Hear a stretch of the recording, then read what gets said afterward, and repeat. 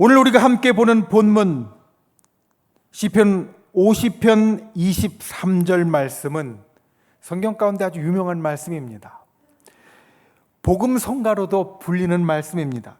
이 말씀 그대로 가사가 되어서 감사로 제사 드리는 자가 하나님을 영화롭게 하나니, 복음성가의 가사가 되었고요.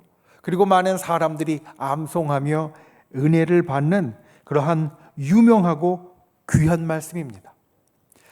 사람들에게 인기가 있다는 것은, 사람들이 좋아한다는 것은 이유가 있습니다.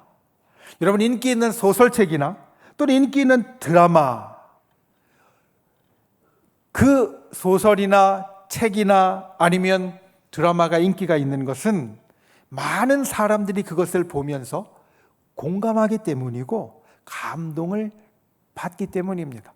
사람들이 공감하지 못하고 감동을 받지 못하면 아무리 멋있게, 아무리 잘 짜여진 책이나 드라마라도 결코 인기를 얻을 수 없습니다. 보면 우리 권사님들 가운데 전원일기를 계속 보시는 분들이 계십니다. 요즘 드라마나 요즘 영화를 보면 아주 화려한 그래픽이 눈을 사로잡고, 그리고 우리가 생각지도 못했던 미래 이야기나 또 다른 이야기들을 담아내는데 그것들은 별로 인기가 없고요. 그 옛날 화질도 보면은 요즘 나오는 화질과는 비교 안 되게 좀 뭉개진 것 같고 흐릿한 것 같은데도 그 시절의 이야기가 가슴에 더 와닿으니까, 그러니까 그 드라마를 계속해서 봅니다. 인기가 있다는 것은 마음이 움직인다는 겁니다. 무언가 내가 느낌이 있고, 그리고 이 가운데 무언가 나의 마음을 만지는 것이 있다라는 겁니다. 성경 말씀도 마찬가지입니다. 성경 말씀 가운데 유명한 말씀, 많은 사람들이 알고 즐겨 보는 말씀은 성경의 많은 말씀들, 아니 성경의 모든 말씀이 사실 다 귀하고 정말 우리에게 필요한 말씀이지만 그 가운데에서도 우리 가슴에 조금 더 많이 와닿고 우리에게 조금 더 깊은 교훈을 주고 우리에게 감동을 주기 때문에 그 말씀이 인기가 있고, 그리고 그 말씀이 사람들이 즐겨보는 말씀이 되었다는 겁니다. 오늘 우리가 보는 시편 50편 23절의 말씀, 많은 사람들이 정말 사랑하고 좋아하고 그리고 즐겨보는 이 말씀, 그 이유는 바로 이 말씀 가운데 감사, 우리에게 하나님께서 주시는 감사의 중요한 면이 들어있기 때문입니다. 이 말씀, 우리가 참 잘 아는 말씀이고, 그리고 우리가 정말 많이 본 말씀이지만 볼 때마다 가슴에 와닿고 우리에게 감동을 주듯이 오늘 이 속에 담긴 주의 교훈과 그리고 주의 음성이 다시 한번 우리 가운데 들려지는 귀한 역사가 있기를 예수님의 이름으로 축원을 드립니다. 진정 우리가 사모하는 말씀을 우리가 볼 때에 내가 잘 아는 말씀이야, 그러니까 더욱더 큰 은혜가 있기를 주님의 이름으로 축원을 드립니다. 내가 많이 들었던 말씀이지만 그 가운데 주님이 나에게 오늘 새롭게 주시는 말씀이 우리 심령 가운데 박혀지고 쓰여지고 그리고 나의 마음을 움직이게 하는 귀한 역사가 있기를 예수님의 이름으로 축원을 드립니다. 첫 번째 말씀 가운데 우리가 기억해야 될 것, 감사가 제사의 중심이라는 말씀입니다. 오늘 말씀은 이렇게 시작합니다. 감사로 제사를 드리는 자가. 익숙한 두 개의 말이 나옵니다. 감사라는 말이 나오고요, 제사라는 말이 나옵니다. 감사라는 말, 우리가 감사 기도회로 모이니까, 그리고 감사에 대해서 요즘 계속 살피고 있으니까 우리가 잘 아는 말이 되어지고요.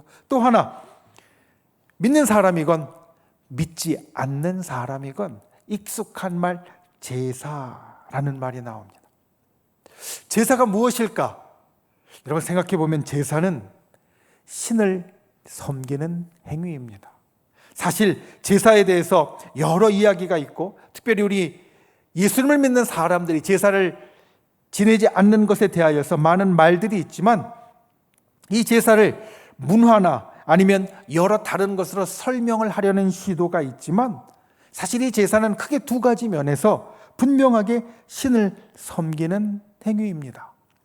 여러분, 예전에 제사를 드릴 때, 옆집에서 제사를 드릴 때 한번 생각해 보십시오. 제사를 드린다는 것은 영적인 존재를 대상으로 하는 일입니다.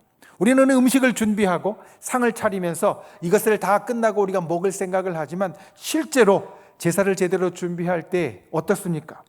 예전에 요즘 대부분 아파트는 현관문밖에 없지만 예전 집의 대문은 사람이 드나드는 조그만 문이 있고요. 그리고 완전히 열 수 있는 이렇게 두 개의 문이 있었습니다. 그런데 보통 때는 사람이 드나드는 쪽문만 사람들이 사용을 하고 거기에 드나들었지만 제사를 드리는 날은 어떻습니까? 그 쪽문이 아니라 문 전체를 다 열어놓습니다. 그뿐만 아니라 제가 보니까 예전에 마당에 있었던 빨랫줄들 다 걷어놓습니다. 왜냐하면 귀신은 키가 크다고 이야기를 하죠. 예, 그렇습니다. 그래서 쪽문만 열면 들어오지 못하고요. 빨랫줄 안 걷어놓으면 걸리니까 다 치워놓는 겁니다. 제사라는 게 우리가 문화로 이야기를 하지만 분명히 영적인 존재를 대상으로 한다는 것을 사실 우리는 알고 있습니다. 그리고 또 하나 제사에 대해서 우리가 알아야 할 것은, 특별히 우리 믿는 사람이 알아야 할 것은, 성경이 우리에게 이야기하는 대로 세상에 참신은 오직 하나님밖에 없으시기 때문입니다. 그러니까 다른 영적인 존재는 실제 진짜 신이 아닙니다. 그리고 다 귀신입니다. 그런데 성경에서 이야기하는 중요한 것 하나, 사람은 귀신이 될 수 없습니다. 사람 속에 영혼이 있어서 우리 육신이 이 땅 가운데 사라져도 우리 영혼은 사라지지 않지만, 그렇다고 해서 사람이 귀신이 되는 것이 아닙니다. 분명히 성경은 그러한 영적 존재가 처음부터 있었다라고 이야기하지 사람이 죽어서 귀신이 된다라고 말하지 않습니다. 그러니까 우리 믿는 사람들이 이 제사를 지내지 않는 것은 이것이 하나님 외에 다른 영적인 대상을 섬기려고 하기 때문이고, 그 영적인 대상은 우리가 흔히 생각하듯이 조상신이나 나의 어머니나 할아버지나 할머니나 또 몇 대조 할아버지가 오는 것이 아니라, 사람은 귀신이 될 수 없으니까, 사람의 영혼은 귀신이 되지 못하니까 다른 영적인 존재, 사실 귀신이 그것을 받으러 오기 때문에 우리는 제사를 지내지 않는다라는 겁니다. 우리의 제사가 분명하게 믿지 않는 사람이건 믿는 사람이건 영적인 존재를 대상으로 하고 섬기는 것이다라는 것을 우리는 그렇게 알 수 있습니다. 성경에도 제사가 나옵니다. 여러분, 성경에도 제사가 나오는데 성경에 나오는 제사는 우리에게 어떻다라고 이야기를 하느냐? 우리가 하나님께 나아가고 하나님과 함께하는 행동이다. 성경은 우리의 제사를 그렇게 우리에게 말해 줍니다. 우리는 제사를 통하여서 하나님께 나아갑니다. 그리고 제사를 통하여서 하나님과 함께합니다. 이게 정말 중요합니다. 처음부터 그랬습니다. 성경에 제일 처음 제사 이야기가 나오는 아벨과 가인의 제사를 여러분 생각해 보십시오. 아벨과 가인이 각각 자기가 수고하고 애쓴 것으로 하나님 앞에 제사를 드렸습니다. 아벨은 목축하는 자였으니까 그 가축으로, 가인은 농사 짓는 자였으니까 그 농사 지은 것으로 하나님 앞에 제사를 드렸습니다. 그런데 아벨은 그 제사를 통하여서 좋았고요, 가인은 좋지 못했습니다. 이유는 바로 그 제사를 통하여서 자기가 하나님을 제대로 만나지 못했고 자기가 제대로 하나님과 함께하지 못했기 때문입니다. 성경은 이것을 이렇게 표현합니다. 하나님께서 그 제사를 받지 않으셨다. 그 이야기는 그 제사 가운데 하나님이 함께하지 않으셨고, 그리고 그 제사를 통하여서 이 가인이 하나님 앞에 제대로 나아가지 못했다라는 것을 말합니다. 그냥 제사가 제물을 드리는 것이고 그냥 그런 예식으로 끝나는 거였다면 이런 이야기가 있을 필요가 없었습니다. 그냥 똑같이 제물을 드렸고 그 예식 따라 했으니까 끝났을 겁니다. 그런데 제사는 하나님과 함께하고 하나님께 나아가는 행동이기 때문에 그것이 이루어지지 못한 가인의 제사는 진짜 제사가 아니었습니다. 그러니까 어떤 일이 나타납니까? 가인의 마음 가운데 죄악의 마음이 생깁니다. 그리고 결국은 그 동생 아벨을 죽이게 됩니다. 하나님과 함께하지 못하고 그리고 하나님께 제대로 나아가지 못해서 하나님과 멀어지니까 그 가운데 죄악의 마음이 생기고 그리고 결국은 범죄하여 자기 동생을 죽이는 자가 되었다라는 겁니다. 그러니까 우리가 하나님 앞에 드리는 제사는 하나님과 나의 관계에 있어서 신앙의 기본이고 우리의 신앙의 가장 중심에 있는 것입니다. 우리가 그 제사를 제대로 드릴 때에 우리가 하나님의 말씀대로 선하게 살아갈 수 있습니다. 우리가 그 제사를 제대로 드릴 때에 우리가 하나님과 올바른 관계 안에서 이 땅을 살아갈 수 있습니다. 신약시대에는 예수님께서 영원한 제물이 되어주셨습니다. 그래서 우리가 제물을 직접 바치진 않습니다. 그래서 우리는 제사를 드리지 않고 이제는 예배를 드린다라고 말합니다. 그 제사나 예배나 사실 본질은 똑같습니다. 우리가 하나님과 함께하고 하나님께 나아가는 일. 그 제사를 드릴 때, 예배를 드릴 때 여러분 우리의 마음이 어떠해야 하는가? 여러분 오늘 기도에 나올 때 어떤 마음으로 나오셨습니까? 하나님 앞에 예배를 드릴 때 여러분 어떤 마음으로 예배를 드리십니까? 무슨 생각으로 주님 앞에 나오십니까?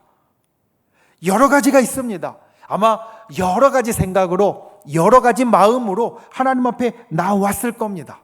그런데 그 중에 가장 기본이 우리가 지금 이 기도회를 하면서 예배를 드리면서 또한 제사를 드리면서 가장 기본이 하나님을 만나고 하나님과 함께하는 것이다. 이건 변하지 않습니다. 다른 중요한 일들, 때로는 나의 간절한 소원이 있고 내가 하나님 앞에 정말 크게 감사할 것이 있고 내가 주님 앞에 간절한 것들이 있다 할지라도 그것들보다 가장 먼저인 가장 기본은 우리가 이를 통해서 하나님을 만나고 하나님과 함께하는 것이 되어져야 한다는 겁니다. 여러분 저녁 다 드셨습니까? 저녁 드셨습니까? 예, 쌀로 밥을 짓습니다. 그래서 저녁을 먹습니다. 그런데 우리가 생각해야 될 것이 쌀로 밥을 지을 때 왜 밥을 짓습니까? 먹으려고 짓는 겁니다. 보려고 짓는 게 아니라요. 냄새 맡으려고 짓는 게 아니라 쌀로 밥을 짓는 것은 그걸로 우리가 저녁을 먹으려고, 남으면 내일 아침에도 먹을 수 있겠지만 먹으려고 짓는 겁니다. 그러니까 아무리 모양이 예뻐도요, 먹을 수 없으면 그건 사실 밥을 제대로 지은 게 아닙니다. 아무리 냄새가 좋아도 먹을 수 없으면 그건 밥을 제대로 지은 게 아닙니다. 밥을 짓는 목표는 먹으려고 하는 겁니다. 예배도 마찬가지입니다. 예배의 목표는 하나님과 함께하는 것입니다. 다른 모든 것들보다 앞서서 예배의 목표는 하나님과 함께하는 것입니다. 그게 없으면 마치 먹지 못하는 밥과 비슷한 겁니다. 하나님과 함께하는 것, 저와 여러분의 오늘 예배 가운데 그와 같은 은혜가 있기를 예수님의 이름으로 축원을 드립니다. 하나님과 함께하는 귀한 역사가 우리의 심령 가운데 넘치기를 주님의 이름으로 축원을 드립니다. 진정 주님께서 우리 심령 가운데 오셔서 우리 가운데 임재하여 주시고 우리 가운데 놀라운 은혜로서 함께 하시는 귀한 은혜가 있기를 예수님의 이름으로 축원을 드립니다. 자, 그러기 위하여서 오늘 말씀은 뭐라고 이야기하느냐? 감사로 제사를 드려라. 우리가 하나님과 함께 하기 위하여서 오늘 말씀은 우리에게 감사하라 이렇게 말합니다. 감사의 마음으로 제사를 드리는 자가 진짜 제사를 드리는 자다. 이런 성경은 이렇게 우리에게 말합니다. 예배는 하나님과 함께하는 것이 진짜 목표인데 하나님과 함께 하려면 예배에 올 때 우리가 감사의 마음으로 나와야 된다는 겁니다. 두 사람이 있습니다. 여러분 한번 생각해 보십시오. 오늘 예배하러 우리가 함께 이 예배당에 다 올라왔습니다. 찬송하고 그리고 기도하고 지금 말씀을 듣고 있습니다. 두 사람이 있는데 한 사람은 마음에 감사함을 갖고 왔고요, 한 사람은 마음에 불평을 갖고 왔습니다. 예배에 들어와서 자리에 앉아 다른 사람들과 인사하고 기도하고 말씀으로 은혜를 받고 찬양을 하고 그리고 예배를 마쳐 돌아갈 때까지 한번 그려보십시오. 감사를 마음에 갖고 온 사람은 들어올 때부터 얼굴 표정이 밝을 겁니다. 자리에 앉아서 밝은 표정으로 옆에 있는 사람들과 기쁘게 인사할 겁니다. 왜냐? 내가 감사한 마음을 갖고 왔으니까, 좋은 마음이 있으니까 옆에 있는 사람도 좋아 보이거든요. 좋게 인사할 겁니다. 기도하면 그 기도가 진짜 내 기도인 것 같이, 오늘 우리 장로님께서 아주 귀하게 기도해 주셨는데, 그렇게 대표 기도를 들으면, 또 찬양 인도할 때 기도를 들으면 힘차게 아멘 할 겁니다. 내 마음에 감사가 있으니까 난 아멘 할 겁니다. 말씀을 들으면 은혜를 받을 겁니다. 왜냐하면 감사가 있어서 준비가 되어 있거든요. 그러니까 말씀을 들으면 은혜를 받을 겁니다. 찬양을 할 때 기쁘게 소리가 나올 거고요, 집으로 마치고 돌아갈 때에도 가벼운 발걸음으로 기쁘게 돌아갈 겁니다. 감사를 마음 가운데 가진 사람이 예배를 드릴 땐 이런 일들이 일어나게 될 겁니다. 그런데 반대로 불평을 가진 사람이 예배에 들어올 때, 사실 불평을 갖고도 예배에 오는 것만도 제가 볼 땐 참 귀하지만, 그래도 비교해서 한번 생각을 해보십시오. 불평이 있는 사람은, 원망이 있는 사람은 얼굴이 밝을 수가 없습니다. 들어올 때부터 조금 어두운 표정으로 들어올 겁니다. 어두운 표정으로 들어와서 자리에 앉았는데 내 마음에 원망이 있고 불평이 있으면 옆에 있는 사람이 이뻐 보일 리가 없습니다. 그러니까 옆에 있는 사람과 인사도 하는 둥 마는 둥 하고요, 그냥 눈 감고 숙이고 있을 겁니다. 찬양할 때도 소리도 제대로 안 나올 거고요, 앞에서 기도하는 소리 들리면 저건 내 얘기가 아닌 것 같고, 목사님이 말씀을 전할 땐 은혜를 받아야 되는데 왠지 이 속에서는 다른 생각만 나고 목사님 말씀을 내가 밀어내는 것 같이 느껴질 겁니다. 찬양할 때도 얼굴에 웃음이 없을 거고요, 돌아갈 때도 무거운 발걸음으로 돌아갈 겁니다. 감사를 마음에 갖고 예배를 드리는 사람과 불평과 원망을 갖고 예배를 드리는 사람, 이 두 사람의 모습은 처음부터 끝까지 사실 다를 수밖에 없습니다. 자, 우리 사람이 볼 때도 그런데 이 성전에서, 예배당에서 여러분을 기다리고 있고 여러분 만나기를 참 고대하고 있는 하나님이 보실 때는, 주님이 보실 때는 어떻겠습니까? 감사를 마음속에 품고 오는 사람이 예뻐 보이고 만나고 싶겠습니까? 아니면 원망과 불평을 갖고 오는 사람이 예뻐 보이고 만나고 싶겠습니까? 여러분, 감사하는 분들이 되시기를 바랍니다. 감사로 제사하는 분들이 되시기를 바랍니다. 우리가 감사할 때 하나님이 우리를 어여삐 보아주실 줄 믿습니다. 우리가 감사할 때 하나님이 우리를 기뻐하실 줄 믿습니다. 우리가 감사할 때 하나님이 우리를 기다리실 줄 믿습니다. 우리를 정말 사랑하는 마음으로 품어주실 줄 믿습니다.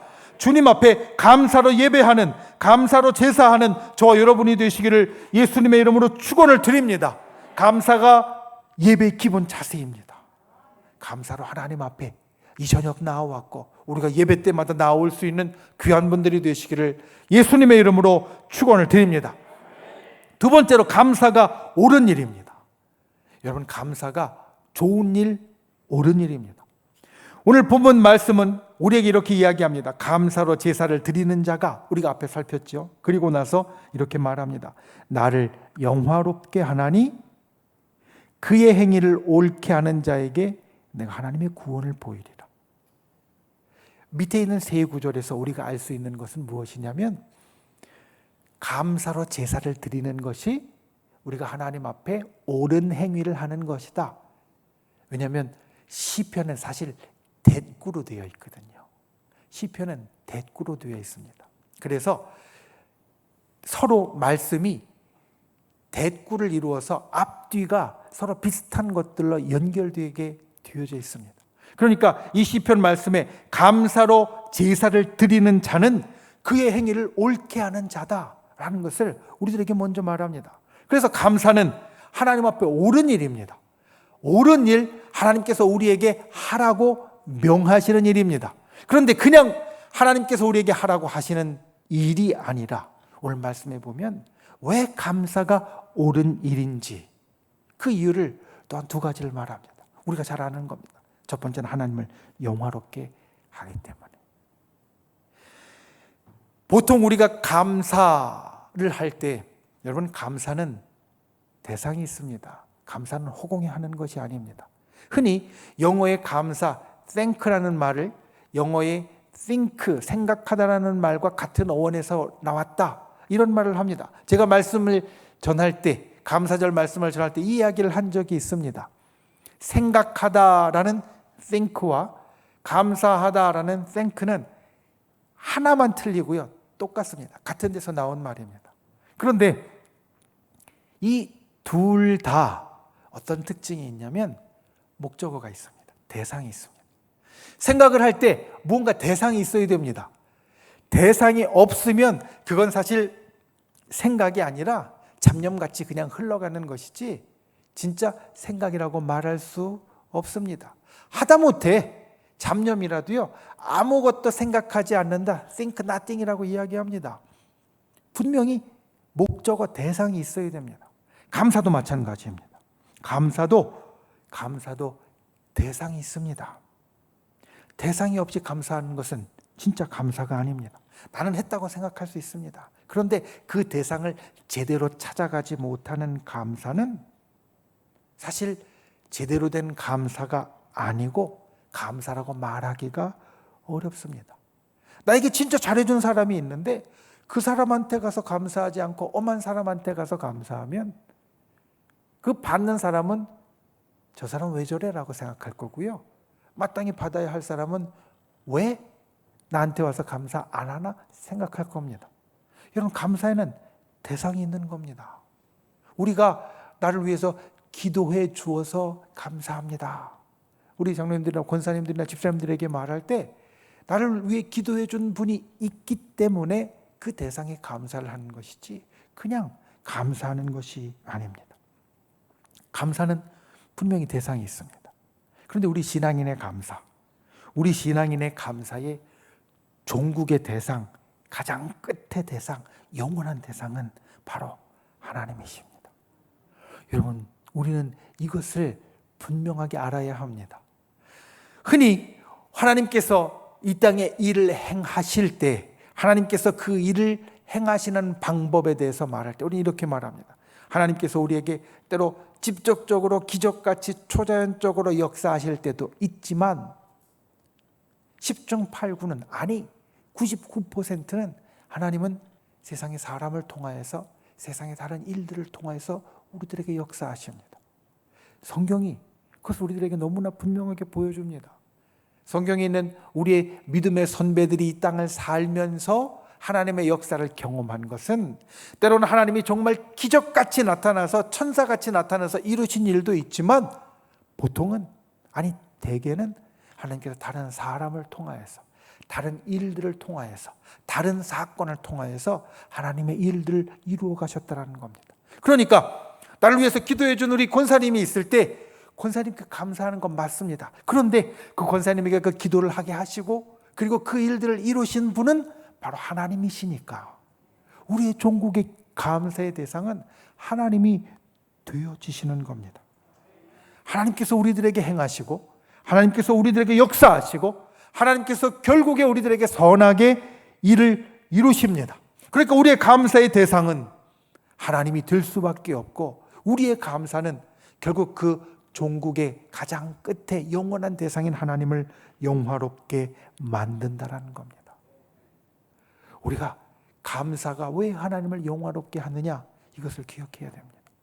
우리 신앙인의 감사의 그 가장 끝은, 감사의 가장 끝은 하나님께 있고, 그렇기 때문에 우리의 감사는 하나님을 영화롭게 만드는 일이 되어집니다. 그리고 감사는 사실 우리가 마땅히 해야 될 일입니다. 왜냐하면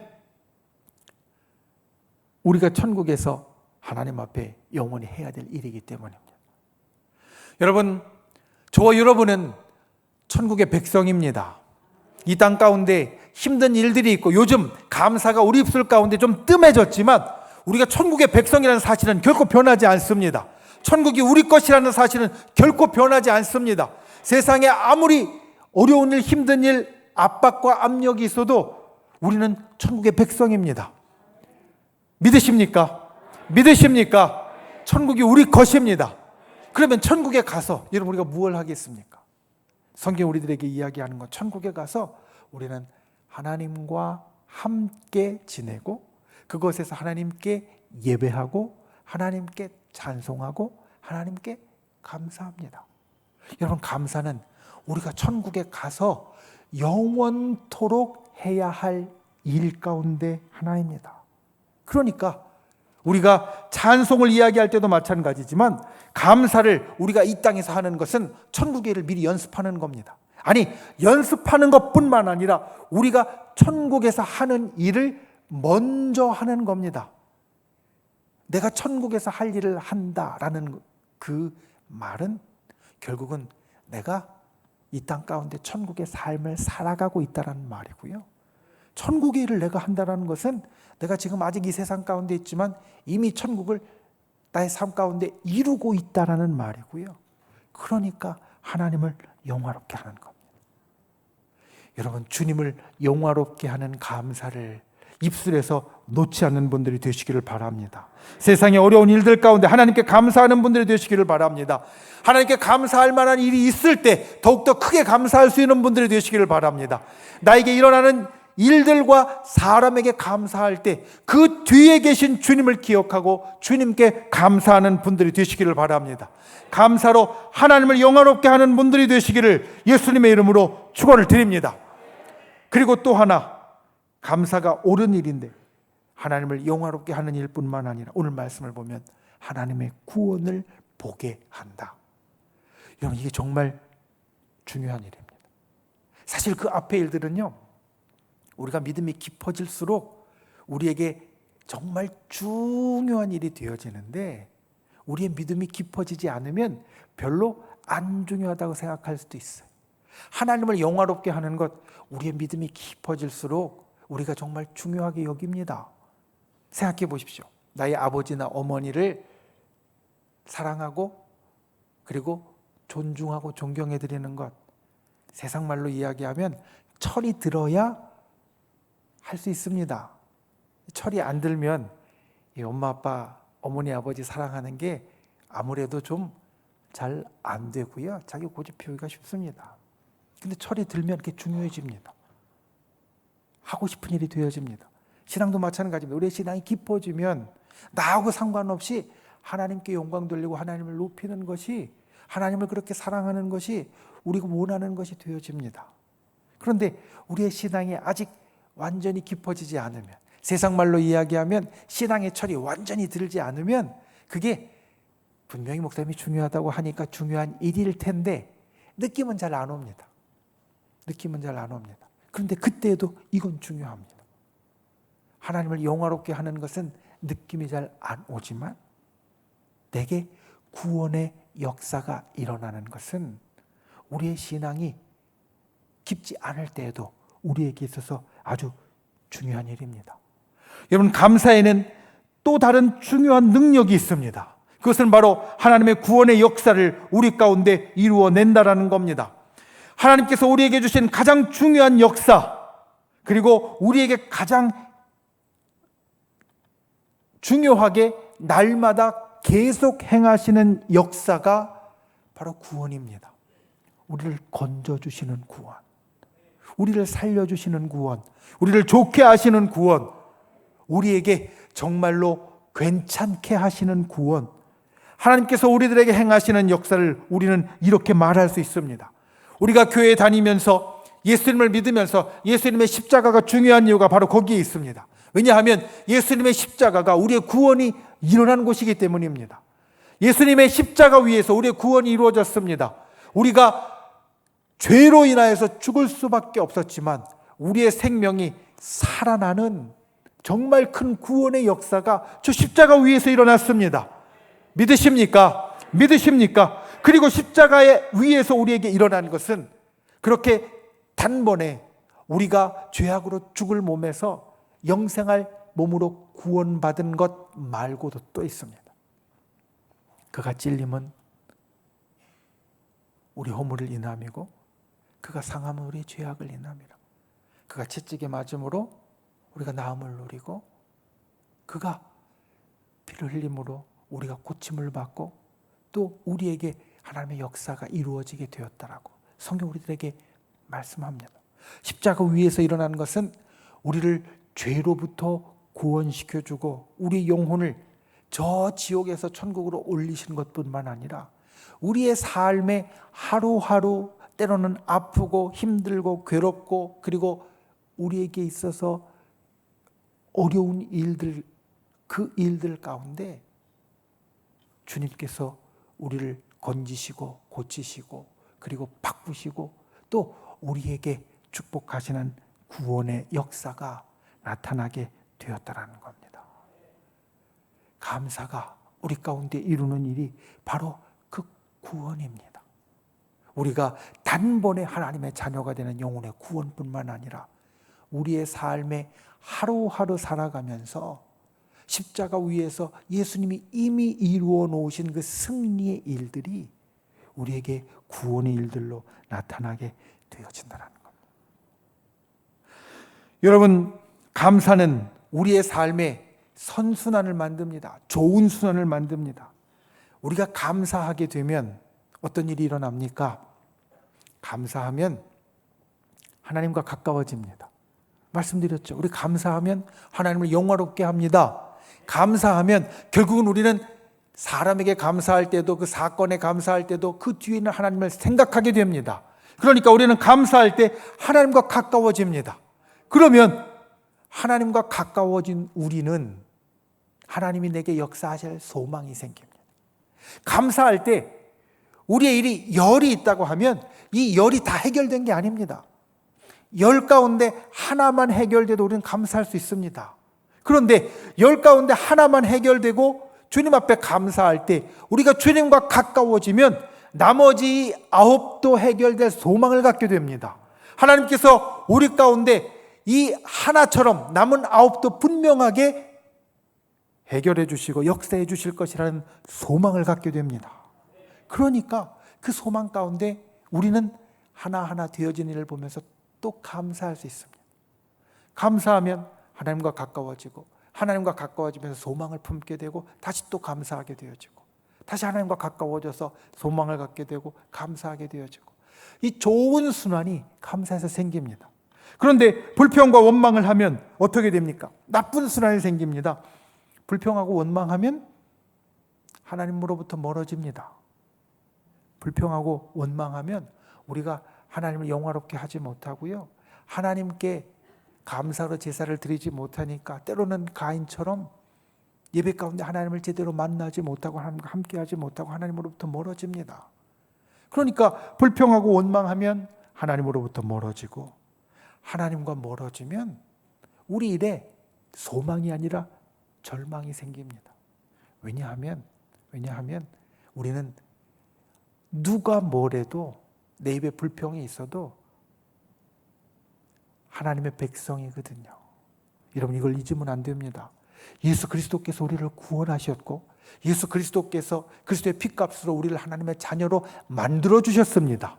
그러니까 때로 내 입에 감사가 없어도요 그게 나를 하나님의 백성 안 되게 하는 것 아닙니다. 나는 하나님의 백성으로 이미 신분이 바뀌어서 하늘나라의 갈자가 되었습니다. 그런데 내 입에 불평이 있으면 하나님과 멀어지는 겁니다. 나는 하나님의 백성인데 하나님과 멀어지니 내 속에는 절망이 생기고요. 그러니까 그 절망 가운데 다시 또 불평이 생길 수밖에 없습니다. 다시 또 하나님과 멀어지고 절망이 생기고 다시 불평이 생기고 이렇게 안 좋은 순환으로 악순환으로 나아가게 되어진다는 겁니다. 때로 나도 원치 않게 악순환에 들어갈 때가 있습니다. 우리가 사사기의 말씀을 볼 때 지금 보고 있지만 우리가 그것을 계속해서 보지 않습니까? 이스라엘 백성이 계속해서 이 순환 가운데 악순환 가운데 빠집니다. 평화로운 시절이 있으면 그 평화로운 시절을 계속 이어가야 하는데 하나님 앞에 범죄하고 잘못해서, 그래서 주변에 다른 민족들이 쳐들어와서 힘들게 하고 압제하고 노예같이 삼고, 그리고 어려운 고통의 시절을 겪습니다. 그 가운데 깨달아서 하나님 앞에 기도하면 사사를 보내 구원해 주시고, 평화의 시절이 되면 다시 또 범죄하여서 이렇게 계속 도는, 사사기를 볼 때 그런 말씀을 드렸습니다. 이 악순환을 우리도 똑같이 경험하는데 끊어야 한다. 사사기의 그 순환 가운데 어떻게 이 악순환이 끊어지는지 하나하나의 사건을 보고 우리의 삶을 들여다보자고 사실 말씀을 드렸습니다. 불평이 우리들에게 시작돼서 하나님과 멀어지고, 그게 절망이 되고 다시 또 불평이 되고, 이렇게 악순환에 있을 때 이것을 끊을 수 있는 것이 바로 감사입니다. 불평이 있을 때 그 불평을 우리가 억지로라도 감사로 바꾸는 겁니다. 우리 속에 염려가 있을 때, 우리 속에 걱정이 있을 때, 우리 속에 원망이 있을 때 그것을 그대로 내버려 두면서 속에서 부글부글 끓게 두는 것이 아니라, 오늘 주님께서 우리들에게 주시는 말씀을 통하여서 우리가 결심하고, 내가 이 나쁜 순환에서 벗어나리라, 이 나쁜 순환에서 벗어나리라, 이 결심을 하고 주님 앞에 일부러 감사하는 겁니다. 그러면 이 고리가 끊어집니다. 이 고리가 끊어지고 우리가 하나님과 가까워지며 소망을 갖는 자가 되어진다는 겁니다. 아까 가인이 결국은 동생을 죽이는 그 일들을 우리가 잠깐 보았습니다. 그가 하나님 앞에 하나님이 받으시는 제사를 드리지 못하고 하나님과 함께하지 못하니까 그의 마음 가운데 불평과 원망이 더욱더 심해졌고요. 절망이 있고요. 그 절망이 결국은 동생을 죽이는 것으로 나타났습니다. 그 시점에서 불평과 원망이나 절망을 감사로 바꿨습니다. 생각해 보십시오. 그래도 처음 농사 졌는데, 자, 이전까지는 어땠습니까? 이전까지는 에덴 동산에서 농사질 필요 없이, 할 일 없이 그냥 하나님께서 주시는 것으로 잘 먹고 살았던 아담과 하와 그 가족이 이제 밖에 나와서 농사를 짓게 되었습니다. 어떻게 지는지 잘 몰랐을 거고요. 그리고 누가 얘기해 주는 사람도 없었을 겁니다. 그런데 그 가운데 곡식을 거두어서 하나님 앞에 제사를 드릴 정도까지, 첫 제물을 드릴 정도까지 되었으면 사실 그 가운데 감사할 것을 충분히 찾으려고 하면 찾을 수 있었을 겁니다. 그런데 감사할 것을 찾지 못하고 원망하고 불평할 것에만 초점을 딱 맞추다 보니까 결국은 그렇게 안 좋은 데로 돌아갈 수밖에 없었다는 겁니다. 우리 속에 원망이 있고, 우리 속에 불평이 있고, 우리 속에 때로는 절망이 있을 때에도, 여러분 어제 말씀드린 것처럼 작은 것 하나라도 주님 앞에 감사할 것을 우리가 찾아내면 우리는 볼 수 있습니다. 그리고 그 작은 것 하나를 끄집어내서 감사하면 이 나쁘게 돌아가는 것에서 탈출할 수 있다라는 말입니다. 여러분, 저와 여러분의 삶이 이 좋은 것이 반복되는 축복의 삶이 되시기를 주님의 이름으로 축원을 드립니다. 가끔은 이 좋은 것에서 미끄러져서 나쁜 것으로 간 것 같아도 그때 정신을 차리고 주님 앞에 감사할 수 있는 분들이 되시기를 바랍니다. 다시 감사의 제사를 드릴 수 있는 분들이 되시기를 바랍니다. 우리가 특별히 약 2년의 시간 동안에 참 힘들고 어렵게 이쪽에서 돌고 있는 것 같습니다. 그런데 그때 우리가 다시 감사로 나와야 합니다. 감사를 회복해야 합니다. 그래야 좋은 쪽으로 들어갈 수 있습니다. 감사로 하나님의 구원을 보는 분들이 되시기를 주님의 이름으로 축원을 드립니다. 감사로 진정 주께서 우리들 가운데 역사하시는 그 좋은 것을 보고 이루는 분들이 되시기를 예수님의 이름으로 축원을 드립니다. 말씀을 맺습니다. 오늘 말씀의 마지막을 다시 한번 보십시오.